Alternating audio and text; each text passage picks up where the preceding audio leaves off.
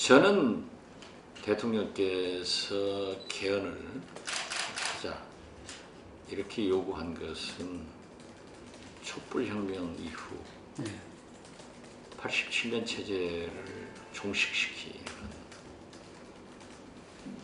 어떤 의미에서 보면은 촛불혁명 완성의 최대 목표, 이 시대가 요구하는 최대의 개혁은 개헌이다.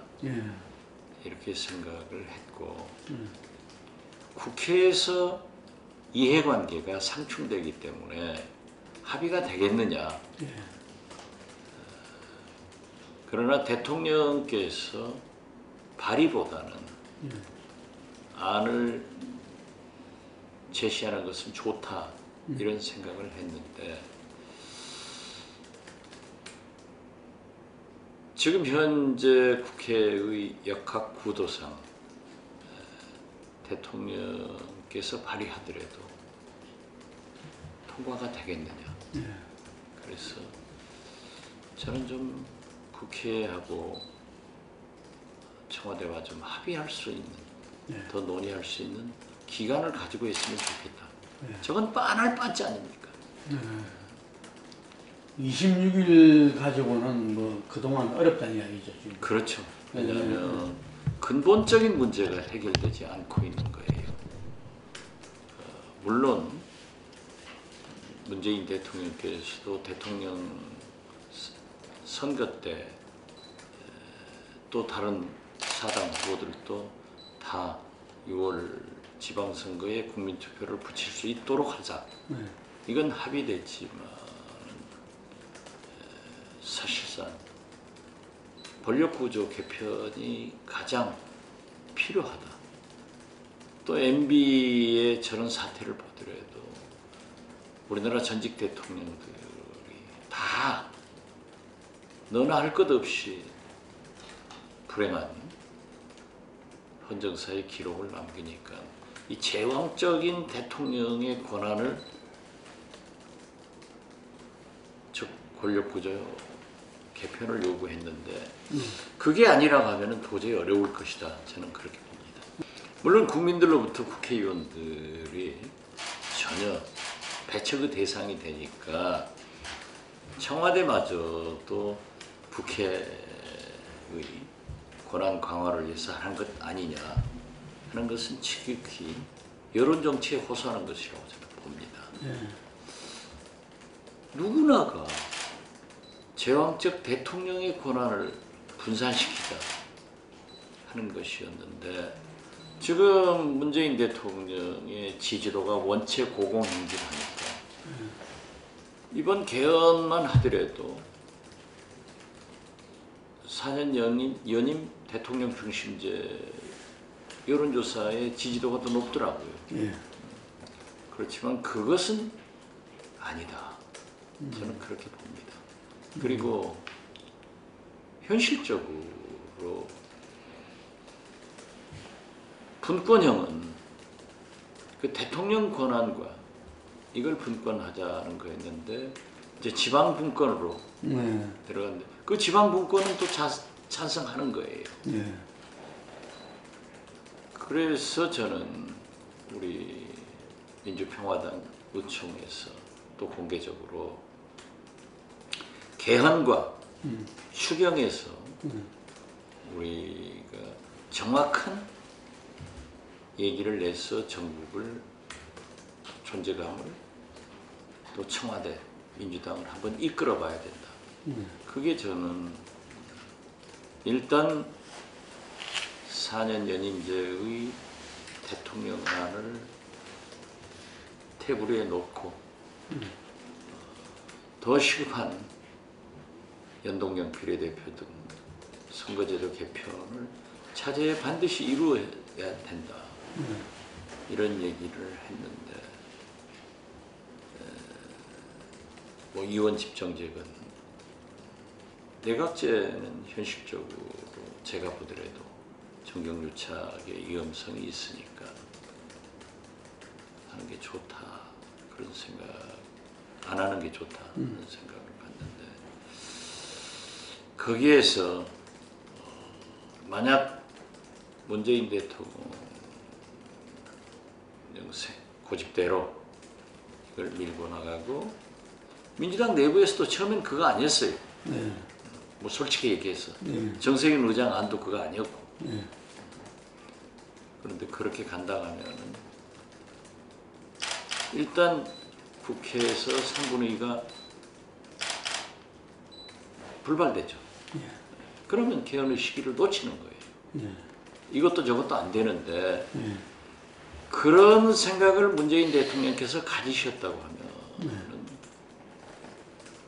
취임했을 때 제가 주장했던 190석의 개혁 벨트를 가지고 연정을 했다고 하면은 네. 지금 우리나라 국회가 국회 선진화법 때문에 대통령 마음대로 안 돼요. 네. 누구 마음대로도 안 돼. 네. 세계에서 유일하게 과반수가 필요 없는 국회가 우리 국회예요. 3분의 2가 돼야 된단 말이에요. 그래서 그 기회를 놓쳤기 때문에 저는 안 된다. 그렇게 대통령께서 생각을 하셨다고 하면 저는 그때도 그랬어요. 그 190석으로 개혁 벨트를 구성해서 민주당 120, 국민의당 40, 바른당 20, 정의당 플러스 무소속 딱 190석이었어요.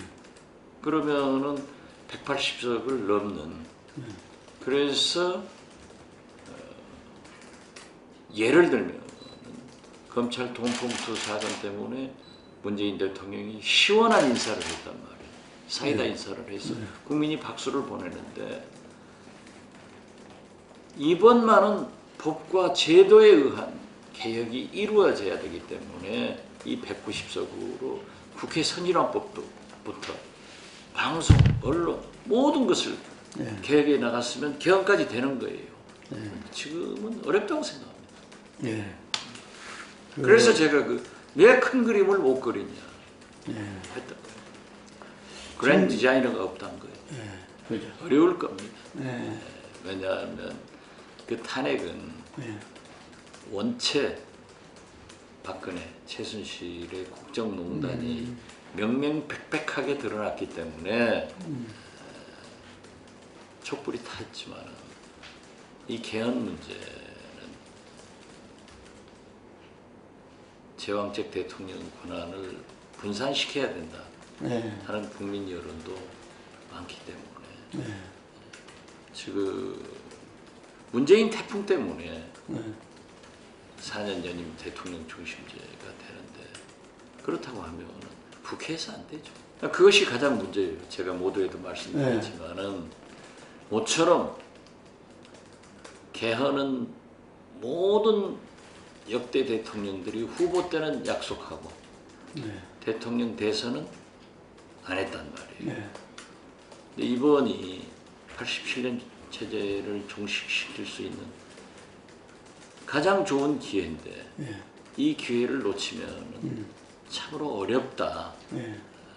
그래서 청와대와 국회가 더 활발하게 논의하면은 그런 것으로 나타날 것이다. 저는 그렇게 봐요. 꼭 시기를 국한시키지 말고. 지금 현재로는 어렵죠. 그래서 그 시기는 조금 늦춰지더라도 이번 기회에는 하긴 해야 된다. 해야죠, 반드시. 그리고 이제 문재인 대통령은 개헌이 되더라도 다음에 안 하잖아요. 물론 뭐 어떻게 개헌이 될지 모르지만 그렇기 때문에 헌법에 명시되어 있더라고요. 현직은 못하게 돼 있죠. 그러니까 저는 그 문재인 대통령은 누구보다도 자기가 한 말에 대해서 굉장히 책임지려고 하는 강박관념이 강한 신분이에요. 그렇기 때문에 좀 개헌을 관철시키려고 하지만 한국당, 바미당이 안 하면 안 되는 거예요. 그래서 우리 민주평화당이나 정의당에서 총리 국회 추천제를 하자. 예. 20대 국회 개원 협상 때, 예. 추경 때, 예. 예산 때, 예. 또 우리가 작년 12월 막 할 때도 대화해서 잘 넘겼잖아요. 잘 했잖아요. 예. 그러니까 대화와 협상이 안 된다. 지금까지 해온 게 많아요. 예. 예. 그래서 저는 그 고정관념이 나쁘다 이거예요. 예. 얼마든지 대화해서 풀어야지 이렇게 밀어붙여서 국민 여론으로 안 됩니다. 뭐 캐스팅 보트 역할이 아니라 우리가 리딩 파티였죠. 리딩 파티. 왜냐하면 우리가 먼저 안을 제시를 했어요. 예. 그렇기 때문에 저는 제가 말씀드린 것도 그거예요. 우리 당에서 평화당에서 개헌에 대해서 먼저 선언을 해라. 먼저 해라. 뒤로 하지 말고 이렇게 해야 된다. 추경에 대해서도 청년 일자리를 창출하자고 하는데 청년 실업 문제를 창출하자고 하는데 해결하자고 하는데 우리가 반대해서는 안 된다. 찬성하자. 그렇지만 이렇게 해라. 이 안을 먼저 제시를 해라 이거예요. 그런데 그걸 지금 와서 얘기를 하니까 우리가 캐스팅 보트 같이 보이고 이중대처럼 보인다 이거죠. 국회 원구성할 때만 하더라도 그랬잖아요. 우리가 먼저 제시를 해요. 네. 예산, 헌법재판소장, 대법원장, 작년 12월 국회 다 우리가 이니시어티브를 가지고 우리가 먼저 했단 말이에요. 네. 그런데 지금은 따라가면 안 된다 이거지. 네. 그리고 지금도 민주당, 문재인 정부가 제일 취약한 정부입니다. 우리 평화당의 협력 없이는 아무것도 안 돼요. 그래서 그 실체를 인정하고 정부 여당은 신뢰를 가져가고 평화당에게 명분을 주라 이거지.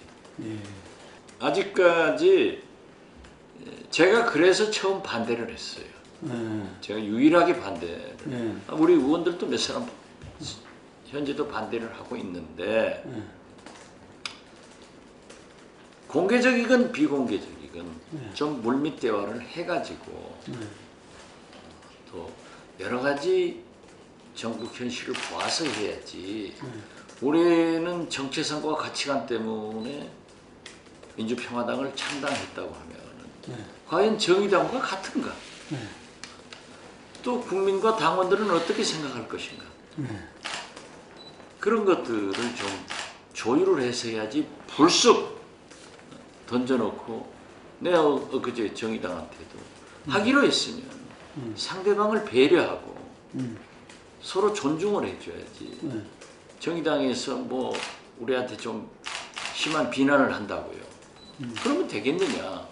그리고 지금 벌써 원내대표를 뭐 어떻게 하자 이런 것 가지고 하면은 국민들은 옛날 구정치하고 신정치는 달라요. 새정치는. 그걸 좀 하니까 좀 대화를 해가지고 해야지 불쑥 하냐. 그런데 제가 반대를 하니까 박지원 혼자 유일하게 반대한다. 그래서 뭐 그렇게 의정활동이 필요하다면 좋다. 그러나 제가 반대한 첫째 이유가 그렇게 되면은 국고보조 51억을 더 받을 수 있다. 그래서 돈으로 국민 혈세로 한다면 국민들이 더 용서 안 한다. 근데 다행히 한국 중앙선관위에 유권해서 물어봐라 했더니 국고보조는 아니래요. 그러니까 지금 가볍기는 하지만은 그런 문제가 좀 걸려 있어요. 그런데 지금도 정의당에서 한다고는 했지만은 조건과 또 뭘 전국위원회가 다시 받도록 그렇게 돼 있죠. 아니 그런 필요성을 다 인정한다니까요. 그렇지만은 문제가 있는 건 사실이죠. 과거에 이해창, 문국현 해가지고 꼭 그것이 성공했느냐. 원내대표 말 다르고 각 당 행동 다를 때 어떻게 되겠느냐. 이제 이런 걸 우리가 변화를 이끄는 게 정치인데 자꾸 필요성에 의거해서 하는 것은 옳지 않다 했는데 아무튼 잘 돼간다고 하는데 그러려면 서로 배려를 해라. 네, 그런 거예요. 당연히 오겠죠. 그럼 우리가 개혁, 적폐청산 이런 문제에 대해서도 벌써 한국당과 바미당은 개헌 안 된다 라고 하지만은 우리 당과 정의당은 이원 집정제 사실상 그거 아니었어요? 그래서 총리 추천제로 받아들일 수 없는 대안을 제시하잖아요. 그런 게 조금 다르겠죠. 문재인 대통령이 민주당이 제일 좋은 거지 뭐. 개혁에는 항상 이렇게 그 같이 하면서도 뭔가 이 대안을 제시하는. 대안도 제시하고 또 문제가 있는 것은 반대도 하고 견제도 하고 하는 거지. 지금은 전국적으로도 문재인 대통령의 지지도가 고공행진을 하고 있고 호남은 특히 문재인 태풍입니다. 뭐 90%, 95% 뭐. 근데 그렇게 바뀐 건 왜 바뀌었을까요? 그전에는 상당히 네거티브가 많았잖아요. 많았죠. 당대표 시절에. 그러니까 결국 대통령 선거 때 안철수가 훨씬 처음에는 좋았는데 그 후보 검증하면서 그래도 문재인이다. 해서 문재인이 압도적으로 지지를 했잖아요. 근데 되고 나서 그 감동적인 취임사나 모든 국민의 눈물을 흘리게 하는 5.18 기념사 와이셔츠에 테이크아웃 커피 들고 그 소탈한 모습 이런 것에 감동을 먹은 거예요. 그 파격적인 검찰 인사 돈 봉투 받으면 가무시 치워버려버리는 거. 그리고 이제 개혁과 이 적폐청산에 한없는 박수를 보내고 있단 말이에요. 거기에서 우리가 명함을 꺼낸다는 것은 굉장히 어려워요. 그렇지만 그 광주 정치적 DNA가 한 세대가 빠른 게 아니라 거기는 한 세기가 빠른데 문재인 대통령이 인사폭탄, 예산폭탄 때려줬다. 그렇지만 아직도 믿음이 안 가는 거예요. 그렇기 때문에 또 일당 독주 시대보다는 경쟁을 하니까 훨씬 좋다. 그러니까 우리 민주평화당에 대한 기대가 있어요. 오늘 또 내가 누구하고 초찬을 했는데 거기는 비영남권 민주당 지도자지만 수도권의 호남 향후들의 움직임이 심상치 않아요. 우리 만나면 너희가 잘해야 된다. 우리가 지켜주겠다. 이런 게 있으니까 지금은 문재인 태풍이 가려서 명함 꺼내기가 어렵지만 그래도 어떤 가능성은 있지 않는가. 그리고 뭐 솔직히 얘기해서 저한테도 합쳐라. 합쳐서 개혁하고 적폐청산하고 호남의 가치와 호남 발전을 위해서 인사, 예산 확보를 해라. 이런 요구가 많죠.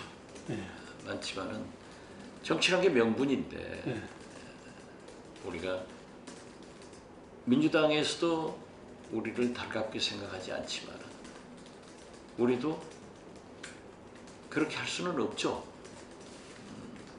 그런데 이번 지방선거 보면은 저는 문재인 대통령은 목매에도 PK에서의 승리, 경기도에서의 승리를 걸고 있단 말이에요. 그런데 우리 민주평화당과 어떤 공조 연대를 한다고 하면은 호남당이다 하는 비난을 받을까 봐서 지방선거 후 여러 가지를 구상하는 것 같은데, 저는 그렇게 해서는 서울시장도 경기도지사도 꼭 장담할 수 없다. 그래서 우리가 그러면은 통합은 아니더라도 정책연합이나 선거연대는 시작하자. 그러면 그 호남을 위해서가 아니라 서울, 경기, 다른 지역을 위해서 입구가 서울, 경기가 된다고 하면 출구는 호남에서 하는 필요성이 있지 않느냐. 저는 그런 생각을 해요. 그 호남 사람들도 그걸 바라고 있고. 지금은 민주당 경선인데 우리는 경선이 아니잖아요. 또 저도 그 우리가 창당하기 전에 안철수 대표가 당대표 나온다고 그럴 때 나오지 마라. 김성식 당대표, 김관영 원내대표 체제로 나가자. 그래야 변화가 보이는 거다. 그리고 손학규 서울시장,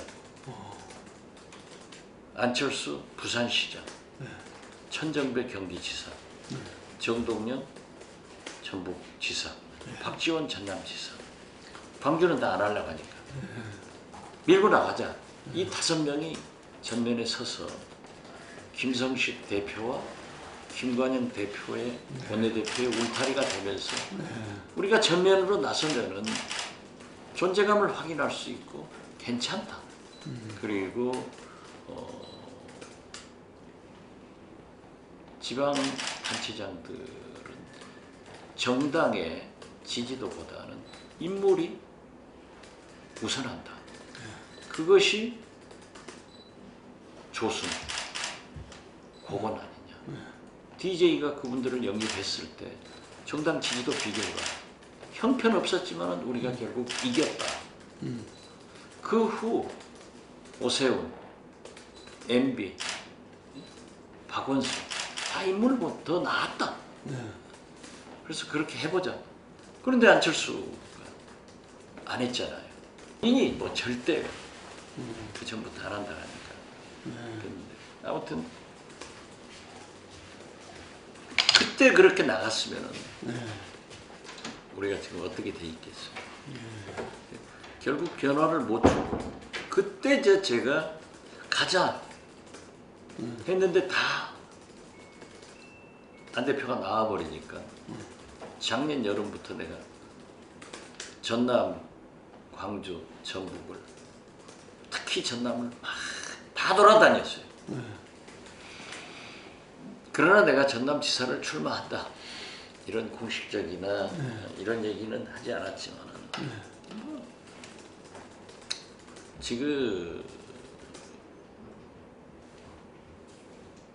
민주당 우리 말은 안 나오잖아요. 서울시장도 어디도 안 나오잖아요. 그래 뭐 저한테 그런 게 있지만 지금 민주당 경선하고 제가 제 개인적인 지금 4개월간 딱 묶여 있었습니다. 그리고 사모님 때문에 묶여 있었다는 거죠? 네. 그래서 제가 그런 거예요. 우리 같이 밥 먹으면서 아니 부엉이도 낮에 먹이 사냥 나가냐 해가 져야 나가지. 경선 보고 보자. 그런데 저마저 안 한다 하면은 우리 당이 어떻게 되겠어요? 그러니까 고민입니다. 높이 평가해야죠. 그리고 저는 작년부터 절대 김정은이 네. 1, 2년 내로 대화 테이블로 나올 수밖에 없다. 네. 트럼프도 네. 사업가이기 때문에 네. 모든 것을 손익 개념으로 접근을 한다. 네. 트럼프기 때문에 북한 핵 문제를 해결할 것이다. 네. 근데 제가 예상했던 대로 딱 네. 1년 만에 나오잖아요. 네. 이건 제가 SNS에다 쭉 했지만 내가 점쟁이처럼 이거 맞췄습니다. 예. 그렇게밖에 갈 수가 없는 거예요. 예. 첫째 김정은도 자기가 집권해서 세습 집권해서 경제가 좋아졌잖아요. 예. 장마당에 500개 이상을 있단 말이에요. 핸드폰이 500만 대 이상 사용되고 있단 말이에요. 정보가 흘러요. 예. 이제 지도층 인사들은 통제가 가능하지만 그들이 말하는 인민을 옛날처럼 통제하기는 정보가 흐르기 때문에 굉장히 어려울 거예요. 굶어 죽는 사람 없는데 경제가 나빠지면 2000년 6.15 남북 정상회담 이후 많이 개혁 개방돼 있기 때문에 우리는 미진하다고 생각합니다. 예. 새누리당, 바미당이 아니 한국당, 바미당이 볼 때는 미진하다고 생각합니다. 엄청나게 된 거예요. 예. 그리고 트럼프 예. 통상 압력을 예. 통해서 시진핑 북한 제재하라. 중국이 대북 경제 제재가 강화된 것만은 사실 아닙니다. 그렇죠. 예. 북한은 90% 이상 대중 경제 의존도 무역이 이루어지는데 그러니까 나빠진단 말이에요. 예. 거기다가 6차 핵실험을 통해서 싫든 좋든 핵 보유국이 된 거예요. 예. 대륙간 탄도미사일, 핵이 소형 경량화, 또 우라늄도 있을 거예요. 본인은 핵무력 완성도 선포했잖아요. 아, 그렇죠. 예. 그러죠. 그러니까 이제 예. 미국하고 북미 대화를 통해서 체제도 보장받고 경제도 발전시켜야겠다. 그런 필요성이 있고 트럼프도 예. 어떻게 됐든 북한에서 조족지열이지만 6차 핵실험을 하니까 북한력이 고도화는 확보됐고 그 사이 소형 경량화돼서 본토 ICBM, SLBM이 온다고 하니까 가장 큰 세계적 재앙이고 가장 큰 미국의 위협 아니에요.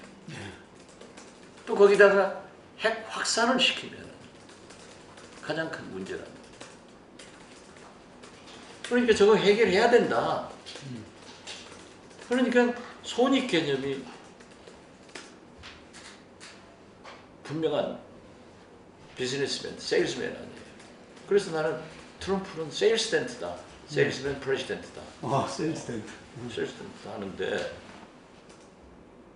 저거 해결 안 하면 시간 주면 안 된단 말이에요. 그 한계점이 둘한테 왔어요. 이 틈바구니에 문재인 대통령이 잘 조정을 했어요. 저는 늘 사실 미국 트럼프 정부에서 여러 사람 미국 저하고 아시는 분들 정부에 일하는 사람들을 들어보면은 한미 동맹 신뢰에 대해서 의심을 하더라고요. 그래서 한미 동맹, 한미 신뢰가 가장 중요하다. 김정은도 남북 정상회담을 하면은 물론 우리 대통령의 대북관 어떻게 할 것인가도 파악하지만 트럼프의 숨소리를 듣고 싶은 겁니다. 미국에. 해라. 그런데 완전히 신뢰 회복이 됐잖아요. 동맹이. 그러니까 결국 대북 협상은 소문을 믿어라. 폼페이오